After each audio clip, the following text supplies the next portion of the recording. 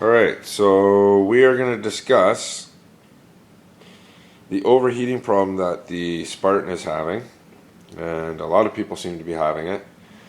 And another guy, Super Dave, that has the exact same boat, came up with a pretty cool idea. So what he did is he actually filed and honed out the bottom inlet, and you want to get it pretty deep, just not to come through the other side. So you file that out, you get way better water flow inside. The next thing he did is he took the nipple off the top, put it in a vise, drill through the top. You want to hone it out, not too much, or you might hit the threads and then you have to buy a new one. Of course, the next thing would be, for less restriction, would be a larger tubing, and you're going to have to drill through the back of the transom, but make sure you don't drill too much. You want to be able to, you have to be able to squeeze this tubing in, so it should be really hard to put in. That way you don't have any water coming in through the back. So the next thing is continuing with that tubing through the system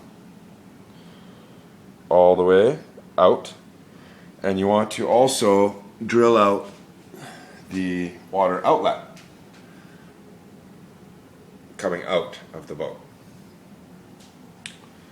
The other thing is, what I did is I just took some weather stripping, some of the closed cell, it's a little denser.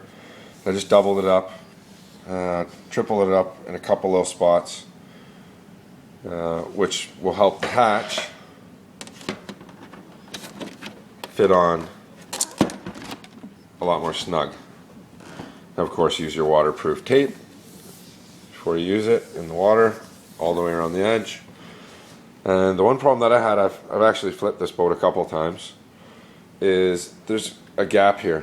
You want to make sure that you tape that up. That's why I put some of the weather stripping there, but you want to make sure you tape it up at the back as well with your waterproof tape. Water will get in there. If you do get water inside, I suggest that you take the cover off of your receiver, make sure that you dry it out, you can use some Q-tips, and then just bring it inside and let it dry out overnight. You should be fine. Another quick thing that I did is took this battery strap. I'm not too happy with the Velcro, but for the time being, you want to move the one from the front to the back. If you want to get more weight in the back of the boat, which will bring the bow up, you'll be able to do some cool high-speed water slides, turning the wheel, hit the throttle. You'll be able to shoot the boat out of the water and do some pretty cool stuff. But chances are you're going to flip the boat, so you want to make sure you have a recovery system, and you want to make sure that this is really well taped down, because you're going to get water in here. The other thing I suggest, if you do flip it, keep it upside down so the water is at the top and it's not sitting at the bottom until you recover it, and then take the canopy off and let the water come out. Because if you do flip it back over, of course the water is going to go back down into the bottom where all your components are, which is not good. So with that said, quickly run down: